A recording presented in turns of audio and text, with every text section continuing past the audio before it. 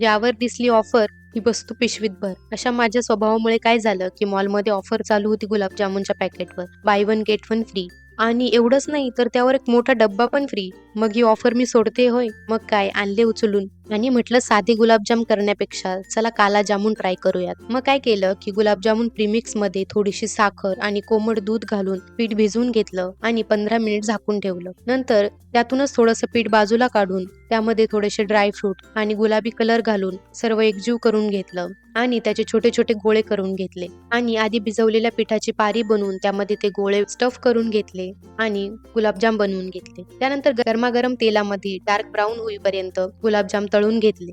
पाक बनवण्यासाठी 1 वाटी साखर, 1 वाटी पाणी, वेलची आणि केशर घालून चिकटसर होईपर्यंत उकळून घेतलं. पाक तयार झाल्यानंतर गरमागरम पाकामध्ये तयार गुलाबजाम 1 ते 1.5 तास भिजत ठेवले आणि आपले रसरशीत असे काला जामुन तयार आहे.